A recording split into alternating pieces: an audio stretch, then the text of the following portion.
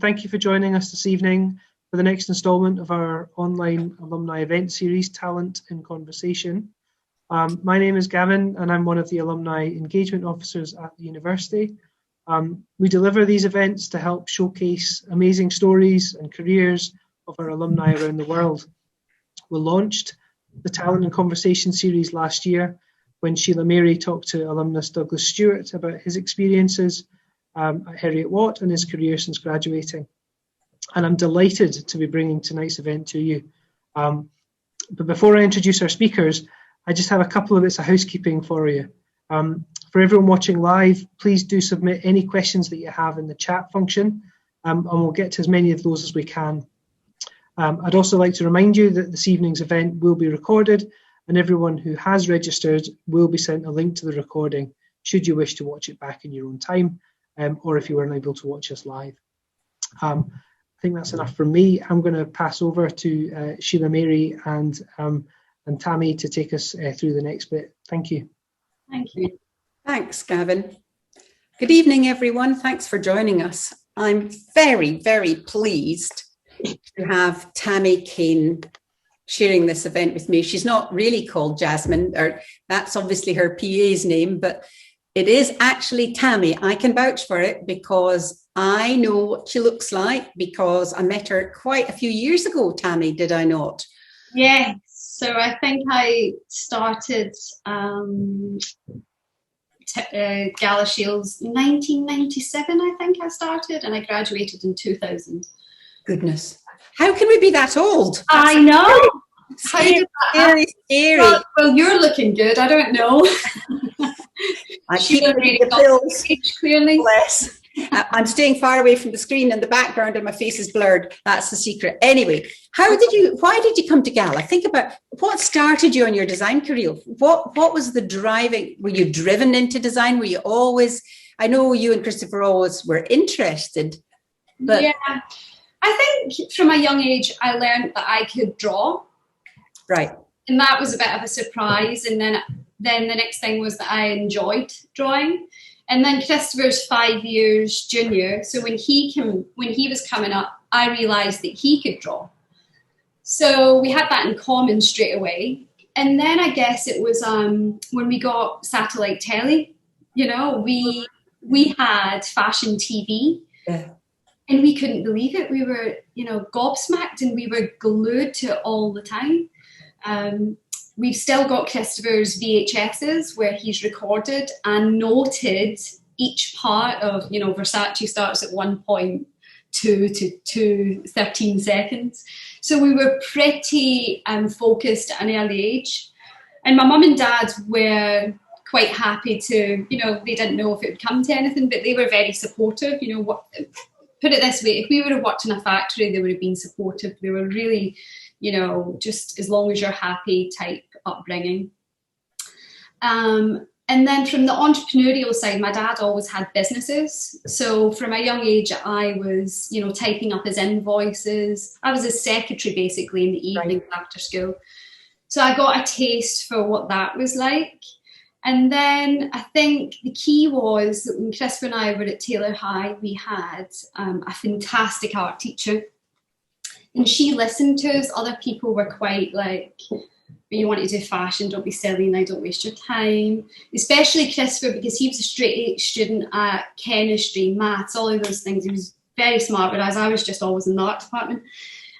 So she was instrumental. She was the first woman. We've got many women that have helped us along the way, and she was the first one really that said, you know, you can do this. So I was the first person, I think in Scotland, she can verify it, to do my SYS. I made a ballet dress. And it was hand painted, silk painting, and it went tour all over Scotland. It's so funny. My dad was in Coatbridge one day and walked past a window, the little community hall, and it was in there. So I think from Taylor High, I went to Cardonald. I did an HND there. I didn't really know what to do. I was still very young and naive. So Cardonald was near my dad's businesses, so I could get dropped off in the morning. It was all pretty cushy for me. And I did the HND there, stitch textiles. So it was kind of like a continuation of SYS studies. And then Christopher would then do unofficial work experience at Cardonald College. So we were always feeding each other from a really early age. And we always knew that he would go to Central St Martin's. It was like a dream. I'll never forget the day I was working in Carnarvon and Glasgow. He came in and he told me he had the letter that he'd got in. He's 17 years old, and it was just a real moment. That was the first like, we can actually do this. We're going to do something. And bearing in mind, we are from working class family, small village. All of our friends leave school, they either go to uni or they get apprenticeships or they get jobs. None of them work in the arts or fashion. It's just not in the conversation. So there was definitely a little bit of sniggering. What are they doing? You know, what are you doing making cushions? All of this kind of nonsense. So Christopher and I were just really, really determined, and our educational paths were always quite in sync. So when I was leaving the Galashiels, in 2000, Christopher was graduating from high school. So we jumped on the train in September to London, and we never came back. We moved together. We got a little bed set, and yeah, so that's how it all started, really. And from there, it was 6 long years to get to, you know, Christopher being the hot stuff on Fashion Week, and you know, Louise Wilson was a huge champion of his, and all sorts of stuff. And then what have I got to? So Galashiels. The reason I went there is because quite a few of the girls that I was in Cardonald with were applying there, and I quite fancied moving away from home. I don't think London would have been right for me just at that point in my life, so it was nearby, and it was just the natural thing, and they let me in, which was a big surprise as well. Such an exciting place, Galashiels. I mean, it's such a great place, honestly. We look back with fondness. I've still got lots of friends that I went to college with, and we're in touch. But Christopher's got fond memories too, because of course that's where he started to learn about sexuality, and we had these great parties at Langley. So yeah, it's knocked down half of Langley, by the way. Where you stayed is probably gone. Yeah, no, on memory lane. Yeah, but anyway, so you've got good memories of that time. Yes, fantastic. It was really a time for me. I grew up a lot there. You know, I travelled back and forward to Glasgow every week to see my boyfriend and to work in Carnarvon, make some cash. But I really loved it, and I loved the staff there as well. They were very hands-on, really, really hands-on. You just, you know, when we moved to London, Christopher went to Central St Martin's. I kind of went through the BA and the MA with him because we shared a bedroom, because we couldn't afford, you know, a big house, so we were all sharing bedrooms. And it's extraordinary how different the courses are, and there's pros and cons to both. But I definitely think that Galashiels, I grew up a lot there. I didn't find my personal design style there. I was a bit slower than, say, Christopher. But that's not a bad thing. And also, you didn't have a Louise Wilson, who's quite a forceful personality and championed people in an unbelievable way.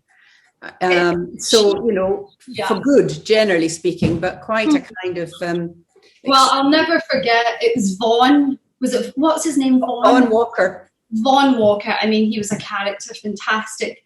He kind of just ignored me for the first couple of years, but started to take notice of me more in the third year, because I think he saw that I was quite determined to get myself out there, you know. I think one of the tips that I would give people in Gala is you have to get out there. It's a fantastic setup there, education sound, but you're isolated, so you need to get out and get industry experience, and I did that.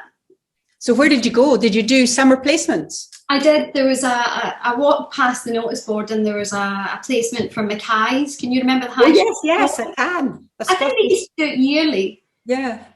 So they accepted that I would work there for 3 months. I'd never been to London, so I got on the train on my own. And it was, do you know what? It was the funniest, brilliantest experience ever. I'll never forget it. I'll never forget it. It was in a buying office. They didn't have a design team. But of course, I didn't know that. I didn't know what a role of a merchandiser was, or the knitwear buyer. I thought that in the world of design, it was just designers. I knew that there was pattern cutters, but there's, behind all of the functionalities, there's more people. So that was my first kind of in-house experience. It was wonderful. And did it teach you things that helped you when you wanted to start the business? Yes, I think everywhere I've worked, I've taken pieces from it that I apply to every day, for sure. Yeah. Yeah. Well, I mean, if going back just briefly to you as a student, you were a memorable student. You were somebody, a personality that stood out. And I've seen a lot of students, one way or another. But you undoubtedly had a very strong, overt personality that drew people to you. And that's a great thing, because you need to be strong in this business. Otherwise, you just, would be run over by all the difficult. I mean, it's bad enough in any business, but this fickle business of the fashion world, because it's a personal thing, I suppose, for you and Christopher, you feel very vulnerable.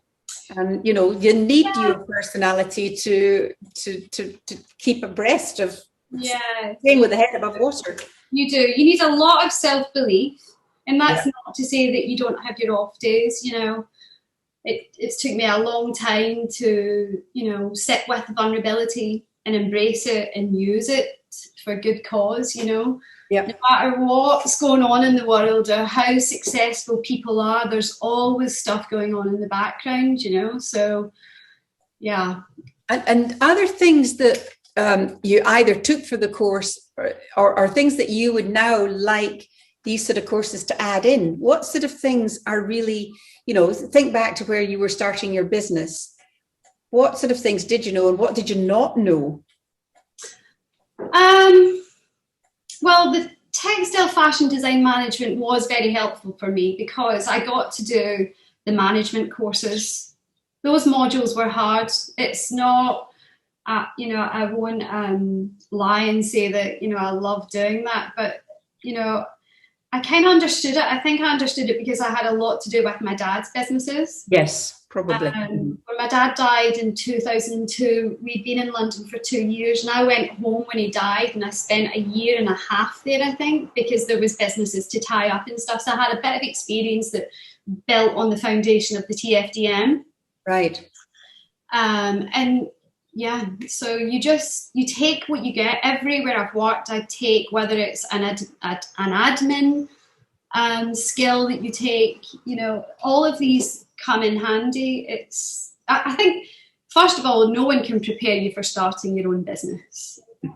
Maybe people do, but and it's a personal thing, isn't it? In Christopher and I's case, he put out the MA collection in the February.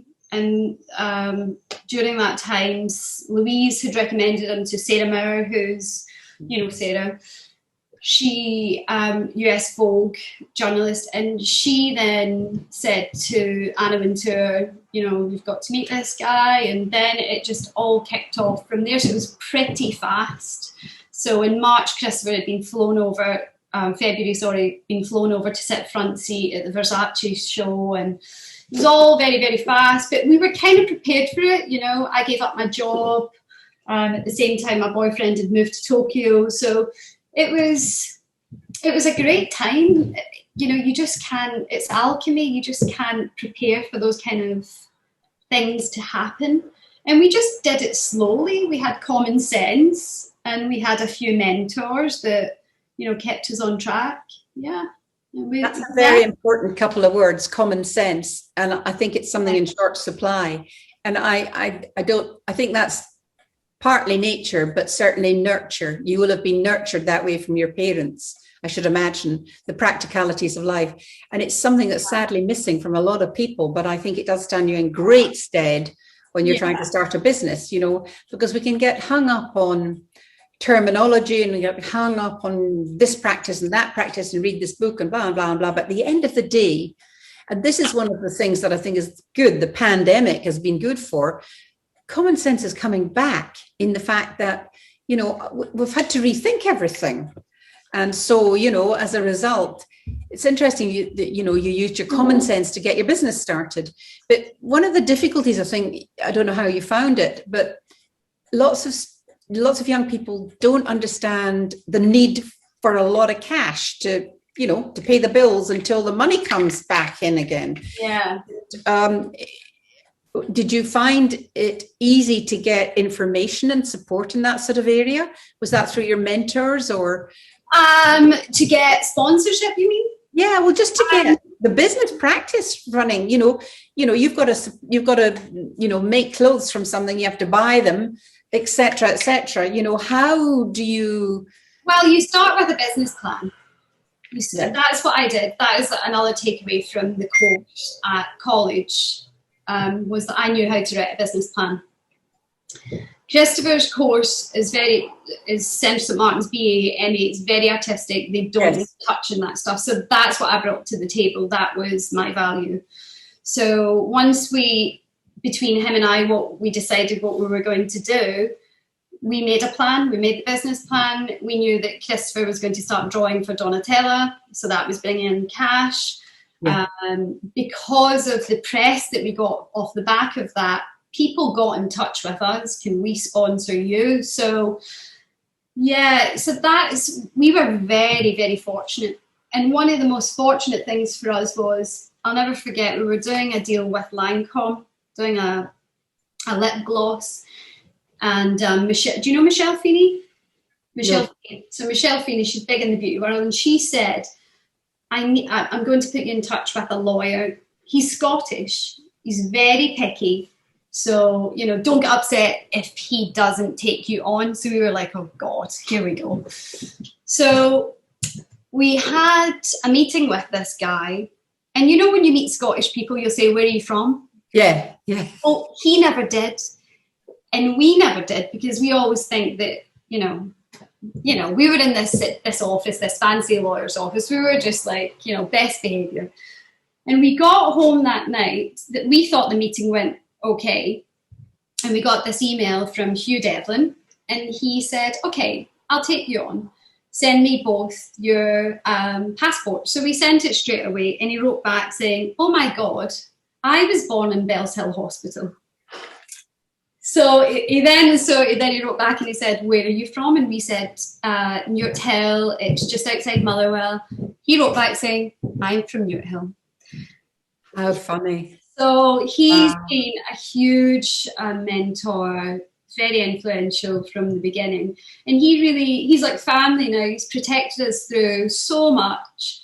So we were, honestly, we say it all the time, we are the luckiest people. It was like the stars were aligned for us when Christopher graduated. It was like just one thing after another. So, but don't get me wrong, it was a hard slog as well. You get all of these opportunities, but you can't rely on these people. You've got to work for it. But at the end of the day, the Hugh Devlins of this world must have seen what you were capable of and had faith in your communication and the business plan, because these people are not charities. And at that stage, you didn't know how much he shared in common with you, other than the fact that we were all born up here.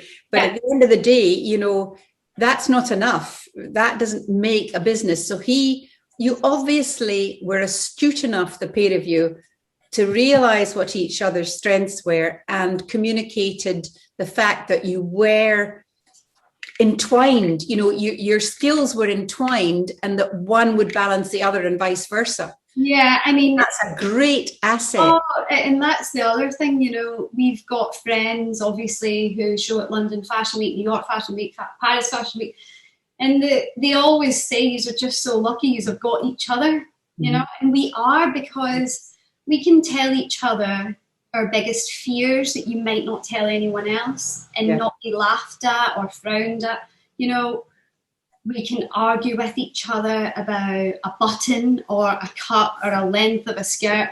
We can go there because of our bond that will never break. Yeah. We've got a rule: if we argue, we never go home without it being resolved. We're really close. But if you love somebody, you can not always like them. I mean, I don't always like my children or my grandchildren, or even my husband. But but if you respect them, and I think that is something to think about when people are getting businesses going. Be very careful who you sign up with, and it's not always your best friend. If you don't have the sort of bond that you've just talked about and the respect for each other's skills, I think that's a word that's not used enough, and it brings such important assets into a business.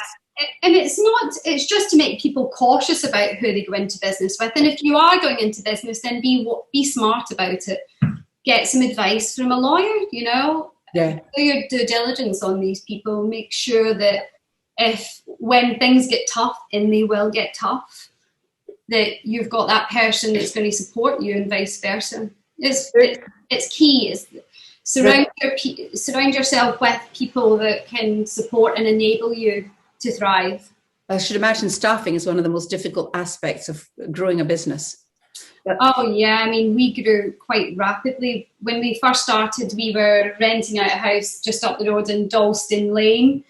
I think it was a 5 bedroom house, and my mum had kindly lent Christopher and I the deposit. It was quite big, but the plan was that we would sublet. So even that was the start of the entrepreneurial. We'll sublet the bedrooms. That will pay our rent. The money that we make, we'll pay for materials for Christopher's college collections. And slowly, as the business grew, each bedroom got filled and the tenants got kicked out one by one until we outgrew it, and we went to a proper studio. Yeah, it's tough. HR's tough. Yeah, very tough. And you've got to get people that you can enjoy working with, obviously. I mean, before we were on this live, we were talking about how not just those at the School of Textiles and Design, but all students, but especially those on practical design courses, how unlucky they've been not getting access to workshops, to understanding machinery, getting practical experience, etc. And a lot of them, I feel for them. So I'm, trying very hard to suggest ways forward. Now, one of the things I suggest at the moment is that, in this world that has got so global and so meltdown and so this, that, and the next thing, people are looking for points of difference. They're looking, in my view, for something that's personal, something that's got a bit of history, a bit of provenance, a bit of heritage, whatever. And in that respect, I never used to say this. If you'd asked me this 5 years ago, I would have said, no way, get experience first. Now I'm saying, if you've got something that's special and you've got a craft skill or a professional skill, start a small business, because I think there's never been an easier time. People are looking, there's global platforms for selling, you can get to the market, which was always, that would have been a difficult thing for you if you hadn't had Sarah Moores and Anna Wintours helping. What do you feel about people starting small businesses? If you were starting now, what would your comment be on that? Well, Christopher and I did start from a bedroom. So I guess I've got a sense of what it's like for the students to be in either the rented accommodation or they're at home sharing, bedrooms with other people. It's challenging, but it's a golden opportunity, I think, because for the first time, and Christopher, he was always very strict on this. It puzzled a lot of people. Louise Wilson was very supportive of this. During his Central St Martin's MA, he didn't go to college. He worked in his bedroom because he liked his privacy and still does. So he used to he would go to the market, he'd buy materials, he'd get the sewing machine out, and I would come home at night from my reception job in Park Lane. I was a receptionist in Aston Martin. It paid good money. And And he would have all these dresses, all these concoctions made just by sitting alone in his bedroom. So there's no excuses for anyone to be going, I can't do this, because if you've got a sewing machine and you've got an imagination and you've got a thirst and a passion to do something, you'll make it happen. I think the difficulty is for those students that are, for instance, woven fabric designers, need looms, knitting machines, print students, you know, now you're wearing one of Christopher's new designs that's come out of lockdown, because he's gone back to basics. And I mean, that whole collection has been beautiful. And of course, there are now digital printers who will do small runs. Yes. So, you know, in a way, that is hard, but you've got to work around it. If you're a weaver, you've got to chop up your duvets. You've got to chop up the cut. You've got to just, it's just, you know, we have to reframe COVID, and you make what you can. Yeah. You know, this is the time to really shine, because, you know, there's social media, there's platforms for direct consumer. This is the time. You know, it wouldn't have happened in our day. It just wouldn't have happened. No, if you had a collection, you didn't have anyone behind you, you're done for. You know, it's like you move on and you get a job at another designer or whatever. But now you can go straight to social media. You can tag people. It's extraordinary. No, I'm delighted to hear you say that, because I agree, and I think there's never been a better time. So to all you students watching, get going. It's the official from Tammy, you know, to say, right, go for it. It's true. And if Christopher started this glorious empire in his bedroom, then what's stopping you guys out there? You did that industrials. Where did we get that industrial machine? I think we actually get someone to bring that down from Scotland. We were so funny. But you would know somebody who would know somebody, and being your personality, you know, you would get somebody to do it. And, you know, you've also got to be able to put up with an industrial sewing machine in your bedroom. Yeah. No, look, there is all those opportunities, but there's no denying that it is going to be hard. And I really feel for the students, because they have been robbed of their, you know, that college experience where, you know, community, that's where you meet friends forever. You know, I've got great friends from my time there. So I do feel for everyone. It's a different experience for sure. We've had a question to say, you know, somebody who's running a business or lives in rural Scotland and they've got a small business and they've no experience of being in a big city. How can they expand their business? But in a funny sort of way, I think that's what you and I were touching on, i.e. that the virtual world, the platforms that exist, the reach that the Etsy's and etc. have, you can now go direct to the consumer with your product. And I think the only issue, I was listening to a program today about cloning, how people, the products are getting cloned and missold. Facebook is a bit irresponsible on that. But beyond that, I don't think necessarily they need to understand to go to London, because no, I think, if say you're in Melrose and you've got a really nice product that, I don't know, it's like a crochet hand knit, maybe you do a few and you gift it to the most influential person in the village. It might be a 80-year-old, you snap the picture, it's pretty simple, I think. Yeah, and you've made use of a very gifted other girl from the School of Textiles to do your crochet collection. That's right. Yeah. Right. Yeah. She was going, I really wish I had her contact. Do you have her? Of course, yes. I will. Flora Collingwood Norris. She's gone on. One of my favourite collections ever. She's gone on to build her business. Oh, she's online. She's there. Hi, Flora. And she's gone on to do this fantastic visible mending. You need to look at it, because I think she's got the right idea. She takes people's sweat. I mean, she makes her own knitwear and products and scarves and all the rest of it. And she does this visible mending, which is the right way forward, for your luxury garments. She mends in a most delicious patch.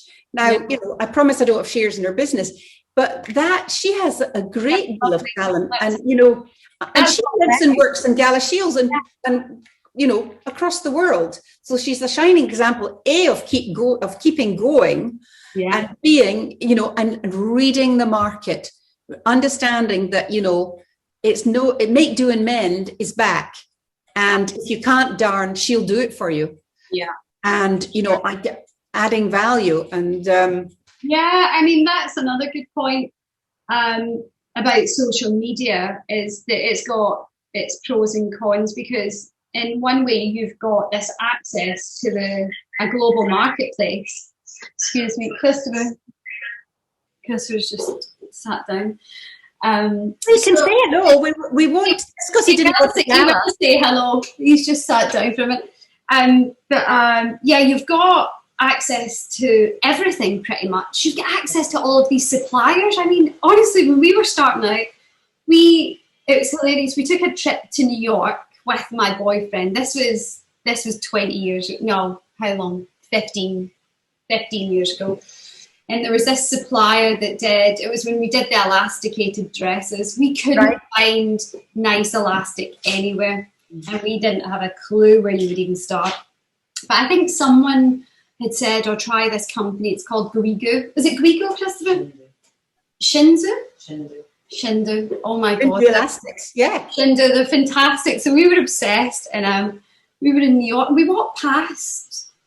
We were walking down the street and we saw the showroom. And we were like, oh my God. So we went in and we bought all the elastic that we needed. We got to the till and we didn't have enough money. So Richie gave us the money, but that was as we actually spent all of our spending money for New York. It was that we were there for a friend's wedding thing. It was hilarious. So nowadays, you got all online. You've got it all, but what I want to say about social media for young people starting out is as well to limit yourself.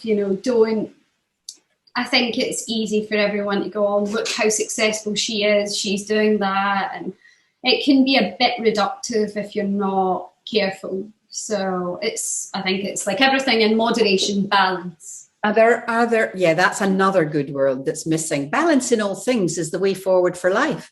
But are there any other sort of no-nos that you'd wish that there are avenues that you went down that you wished you'd actually known about before you went? Oh my God. Hindsight's such a great gift, I know, but are there things that no, so many.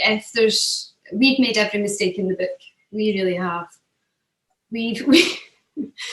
We've trusted suppliers and had huge bills and had people trying to wind the business up in its infancy. It's, we've done it all. We've sold our business and, bought it back. We've done everything. And you just have to go with the flow. You just have to trust yourself and trust your instincts at the time. And go through the pain of mistakes. Yeah, mistakes is where all the good stuff sits. It's where you grow personally. Where you find the best techniques. Some of the girls will bring, the machinist would have got something wrong or misunderstood what we wanted. She'll bring it down and we're like, oh, the girls are worried it's a mistake. And we're like, oh no, that's going to be... That's a good mistake. That's going to be everywhere, So... And the hot spots. Obviously, your More Joy and Christopher's paintings were recent starting points for almost a new kind of avenue, a new departure for you. Do you actively, is this a sort of organic process that grows within you? Or do you both, take in every influence? Of course you do. But so basically, do you find that you start a new season, because sometimes your stuff doesn't flow into the next season, it's the next direction is happening, etc. From an inspirational starting point, is that something you are rigorous in the pair of you discussing what are we going to look at? No, we're not. It's I always remember back, I think it was probably 4 collections in. When did Flora work on the crochet with the liquid? I mean, that was a risky collection. We put out crochet and liquids trapped in plastic. Yeah, I know. I love that. I love that collection. I love the conviction that it had. And I remember Mrs. Bernstein, there was buyers coming in and they were going, but why aren't, we want to keep buying the elastic dress and we want to keep buying this. And you could call it stupid, but at the same time, Christopher was, he'd just come out of college. He didn't have time to really go anywhere and figure out what he's going to do forever. So for the past 15 years, we've looked upon it like that. And I think the people that criticised us then, Mrs. Bernstein was really great. She said, she's the owner of Browns. Browns, yeah. She was one of our first stockists, and she said, don't listen to them, do what feels right for you, because, I won't say the designer, but she said, I can't sell the dress anymore because it's the same. It's the same every season. So unless you're like one of the biggest brands that has that heritage and you can have that carryover business, it just takes time to build up. In our case, it's taken a lot of time because we get bored, we're curious. So, and it also keeps our business fresh, Very fresh. So that's one of our USPs, I think. Now, when you're trying to scale up a business, it would make perfect sense to have products that are on repeat and you're buying mass stock and, so forth. So, we've been but we've been waiting on a More Joy coming up from one of our collections for years. So when it came up in autumn, winter 18, Christopher had come in with the idea about the More Joy book, and we got permission to use the illustrations from the artist. And then we just toyed with the idea of putting it on a t-shirt. And within like 6 weeks from Fashion Week, we were getting everyone asking to buy the t-shirt. And so we sold it and then went to market, and it didn't do so well because it was £280. So it really got us thinking, well, there's a market for this. And at the same time, more importantly, we were going through a really hard time, and More Joy actually meant something to us. It became our daily mantra. It was like you look at it and you go, yeah, more joy. No matter what's going on, like we've got each other. It's, it was a little daily reminder to stay switched on and, keep going. So from there, that's how we built up More Joy organically. And for the first year, we did it direct to consumer, which was excellent because we built up a really nice organic social media community. And then with the paintings, it's funny you've touched on that because, like you say, all of our seasons are different. I mean, I have to say, everyone thinks that they're different, but to Christopher and I, we can see the connections. Oh my God. If you had to study our collections, you will see that there's triangles everywhere. There's, it's, so for us, it's, we've got our constants, we've got our go-tos that we like to work with. And do you see More Joy growing? Is that going to be... Yes, very much so. It's doing really well. I see it being really successful in the lifestyle and homeware, because we want to make sure that, Christopher Kane needs a lot of work. It's our baby. It's, some businesses, be careful how you set up a business. Our business is set up, we're set up to be innovative every season, no matter what. So we really set the bar high for ourselves. So note to everyone starting your business, get your mission statement sorted, who you want to be in 15 years' time, because you've got to keep up all the time. So, yeah, More Joy, it's like a yin and yang, it's a simpler, it's minimalist compared to, say, Christopher Kane. Well, it is it's quite a different handwriting. Yes. If one is being quite specific, especially compared to the sort of the digital print that you're wearing. But it's got the same sentiment. They share the same values. Well, there's more joy in what you're wearing. It's a joyful thing. Oh, thank you. And that's what we've got to do. We've got to start loving this business as opposed to being on a treadmill for the business. And, I don't want to go into the whole world of planet well-being, but at the end of the day, our industry, which, you know, I love, I've been working 51 years in it, and I know. So my next question is to you two, what are you going to do for the next 50 years? But anyway, the point being, I have had pleasure in it. I've enjoyed it. It's not my life, because of family or your life, but, you know, I don't garden and I don't cook and all this kind of stuff.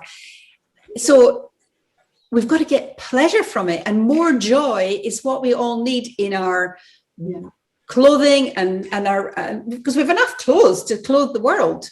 Yeah. So, okay. So this is 51 years on from when I left uni. Yeah. Okay. What about you and Christopher, 51 years after you've left uni? What next? I think we take things day to day.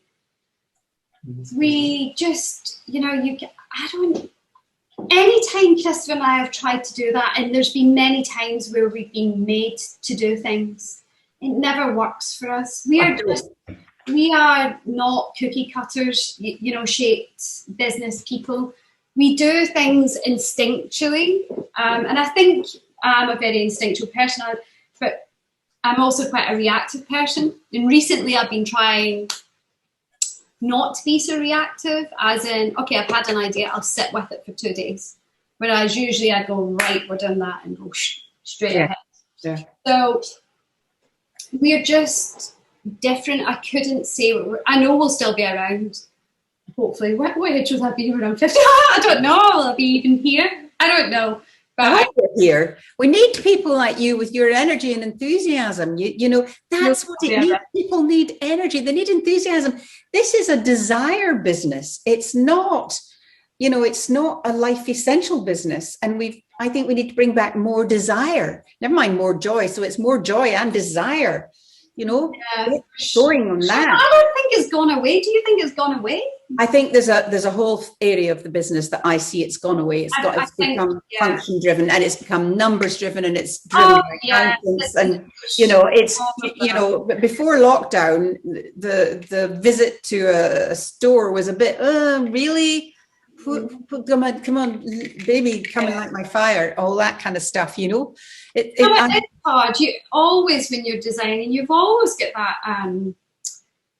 that feeling of, will it sell? You know. But luckily, we've got, you know, our CEO Barry has been with us from the beginning. David, our art director's from Coatbridge, Barry's from Dumbarton. So Chris and I, you know, we really surround ourselves with people who are loyal and that get us. That's really important. Jasmine, she's on the online right now. We met her when we first started the business. She was our PR in 2006. We've just been through so much together. You know? Basically, you have to be Scottish to work for Christopher Kane. Is that Jasmine's a New Yorker. Oh, well, okay. So you don't have to, but no, you just have to be a really nice person to work with Christopher Kane, and in Barry and David's case, and Jasmine's, to have loads of patience with us too. But no, look, the business side of things is, you know, we're hopefully coming out of a pandemic. Business has dropped dramatically.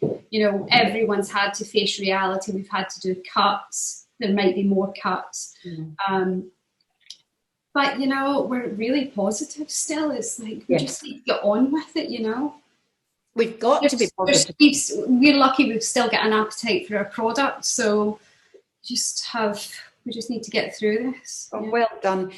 Panelists out there, nobody's asking lots and lots of questions. Does that mean we're answering your every whim and desire? You know, what's the deal, guys? Because obviously Tammy and I can go on talking forever, but if you've got anything specific, you know, feel free not to ask questions. Ask Christopher to come in and say hello. Oh, please. Christopher. Yes. Come on, Christopher. Don't be shy. Amen. He's acting shy. Bring a chair.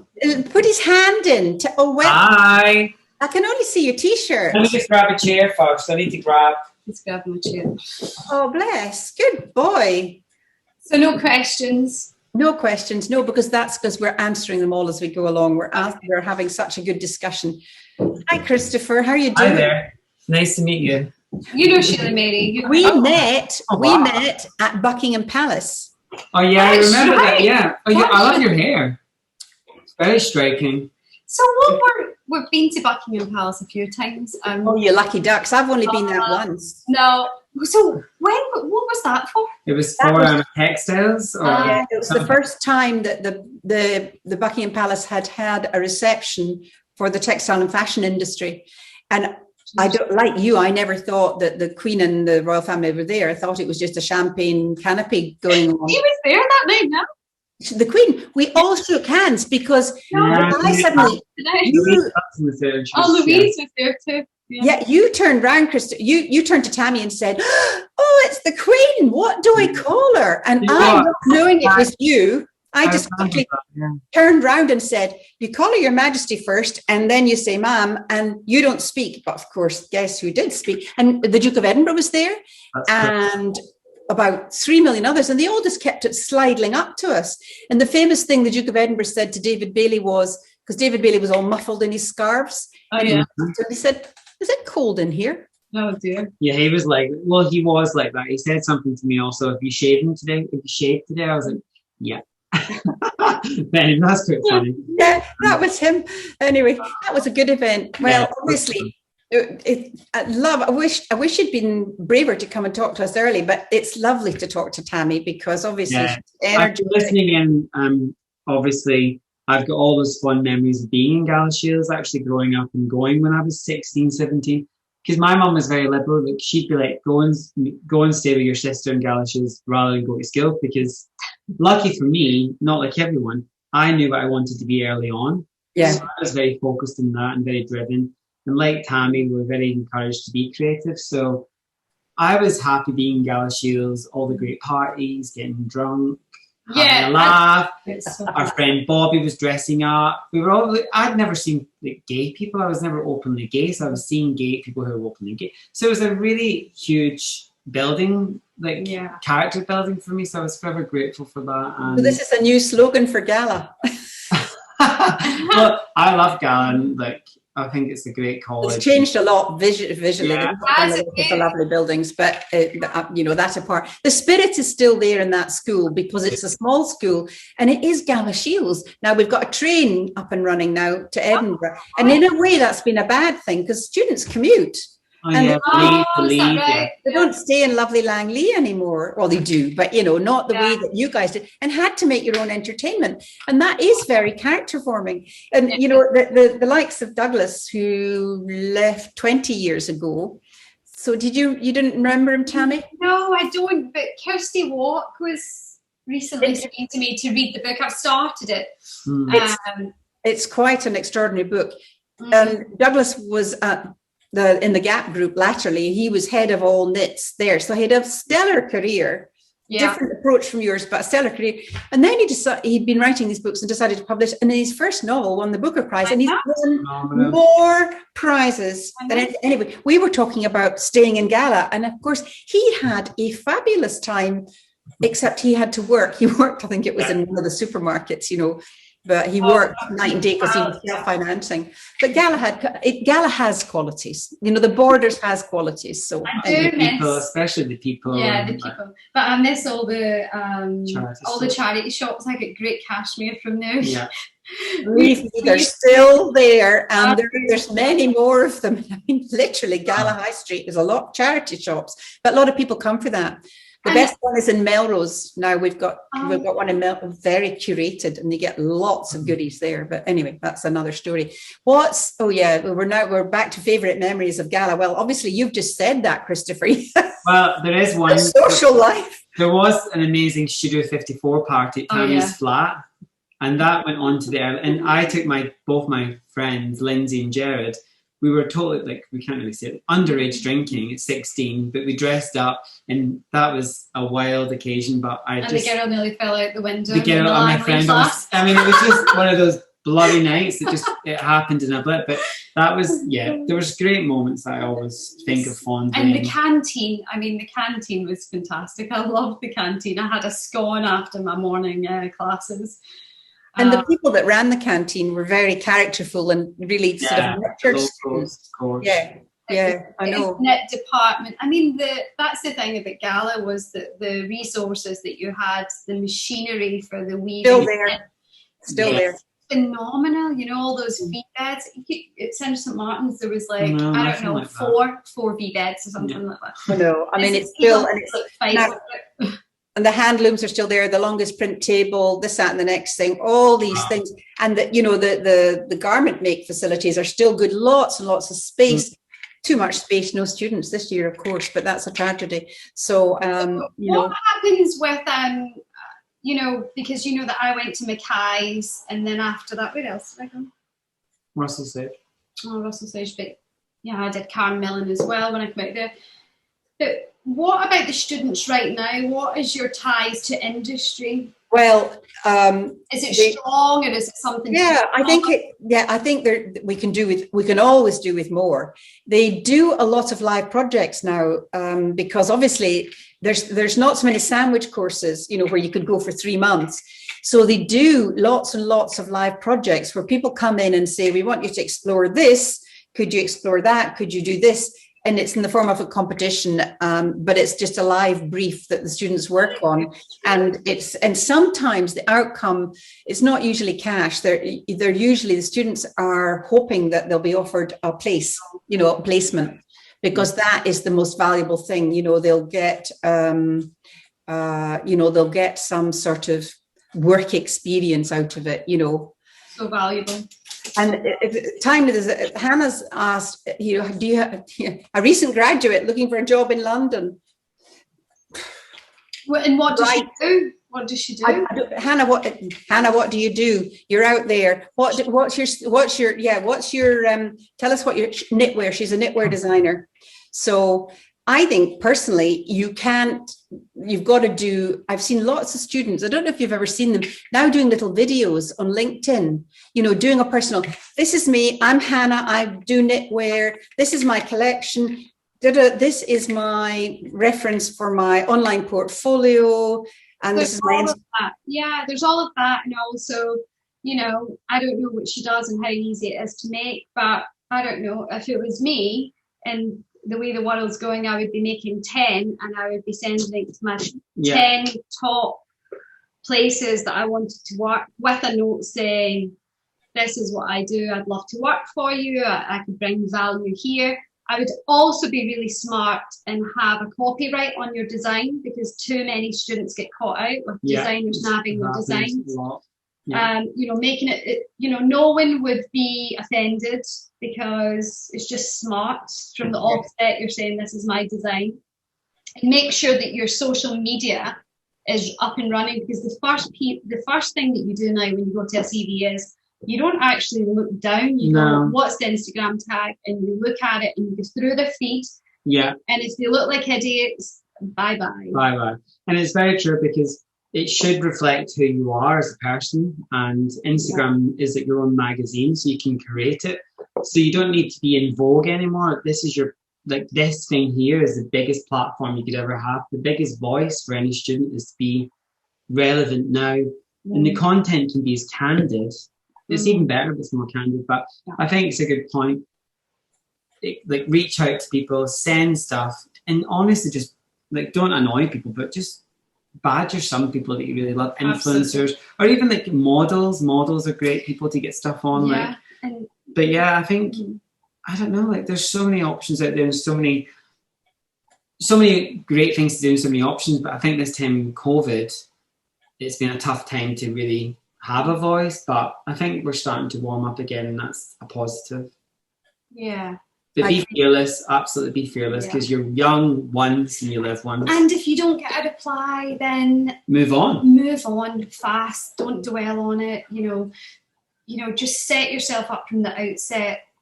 Don't take things personally. That is a key thing, because if you took everything personally that everyone would say to you in fashion, like our marketplace today, we went round and I said, how's this jersey going? The one that we really love.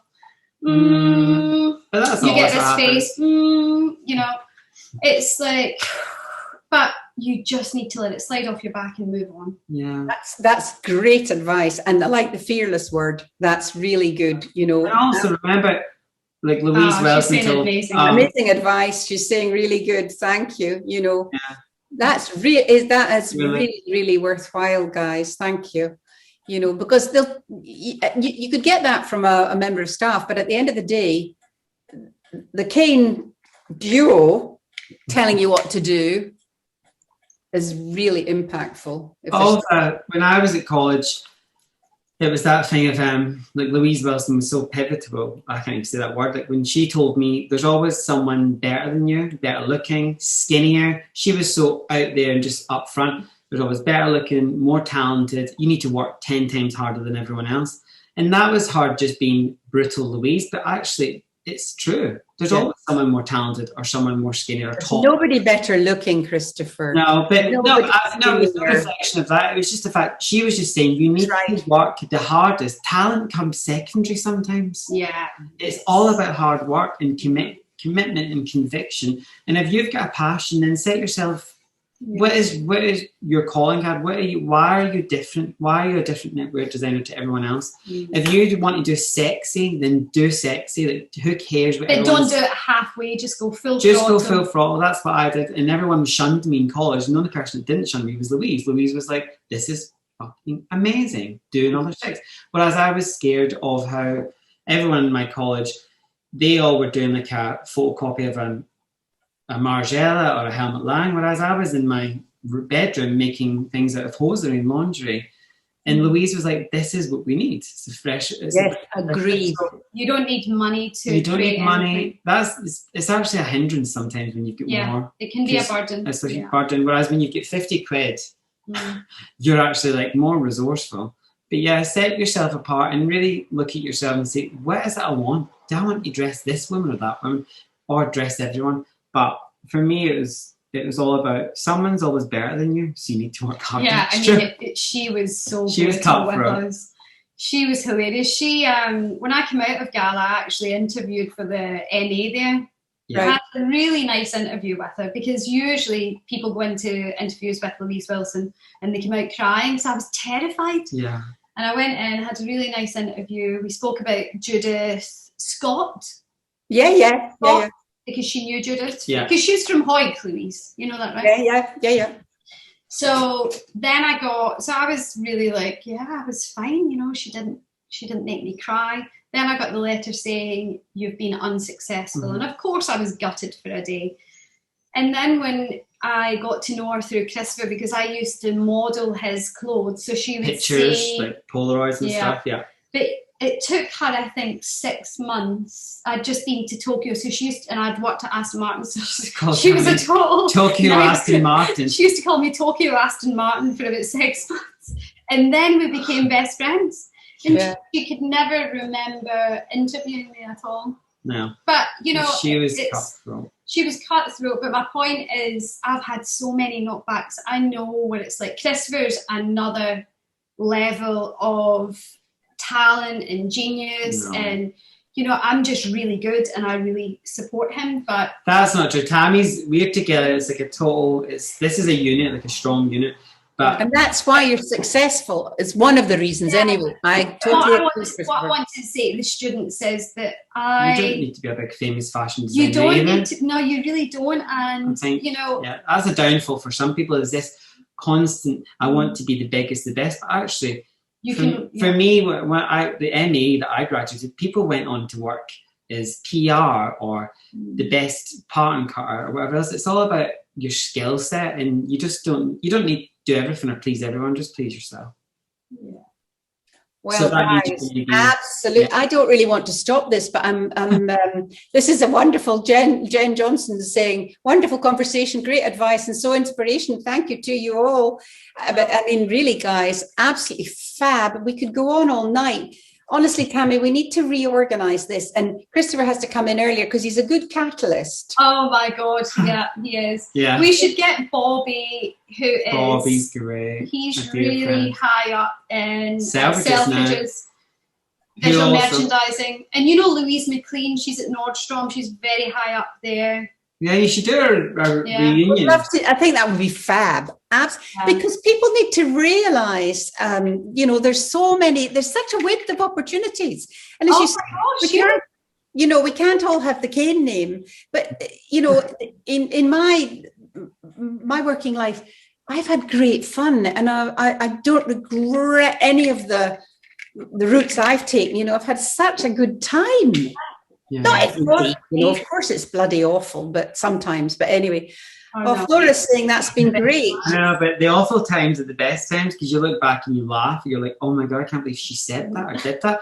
And some of the, maybe me and Tammy will have a memoir, and honestly, we could expose a lot of stuff, but we would never put names. We just give them. Oh my God. Let's start writing a book. Look, honestly, forget this fashion business. Douglas's career is suddenly become stellar. He's an inspiration. There you go. After inspiration, stuff the fashion business.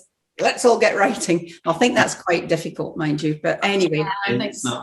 not easy. Oh, you two, what a fab night I've had. I hope everybody that's been listening is just enjoyed it so much. It's been really, I'm quite excited. I wish you were up here and we could carry on talking. And I know. oh, you have to come physically when we're all allowed. Thank you. Fab.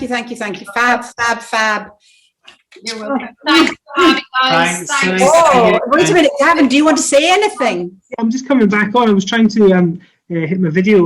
Tammy, Christopher, thank you so much. A guest appearance from Christopher. Thank you. I was in the background the whole time listening in. Yeah, I know. Kind of halfway through, I was like, "Can we get him in? Come on, just get in." I did ask him to come in. I've got a small dog here who's in and out in the garden. It's raining, like cats and dogs. So I was wiping him down and wiping his feet. So I was in the background. The house is covered in mud right now as we speak. Oh, great.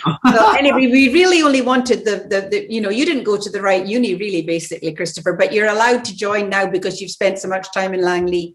Of course. Absolutely. Inspiration right there. I think I speak for everyone when I say that we've all thoroughly enjoyed this. Thank you so much, both of you, for joining us. This has been terrific. It's well overdue, Gavin. Yeah, totally. And as Sheila-Mary says, if we could ever do something again in the future in person, we'd love to do that as well. Yeah. So thank you. Jasmine's online. I'm sure she's taking note. Yeah, I'll be messaging her after. So thank you. And I'll send those addresses I'll do some research on Ray, and I'll send you the addresses via Jasmine. Lovely. Okay, lovely. Thank you. Thanks so much, everybody. Bye, everyone. I hope that was helpful. Not been talking rubbish. And watch yourself. That's okay. Rubbish is fun. Take care, guys. guys. Okay, thanks everyone. Bye. Thank you for having us. Bye. Okay, bye. And all that's left for me to say is thank you to everyone else for watching. We've got a couple of events coming up. One next week, in fact, which is advancing diversity and inclusion through the pandemic. And on the 15th of October, we're also hosting the Mechanics Institute World 2021, which currently will be an online conference. And there's more information on our website. Please do take a look. We will send you a link to the recording of this event shortly, and if you've got any more information, please do drop us an email at our Watt Club address, and our social links are below. Thanks again for watching. Thanks to Sheila-Mary. I know they've dropped off now, but thanks to Christopher and Tammy for joining us tonight. It's been a fascinating discussion. So yeah, thank you very much, and good evening.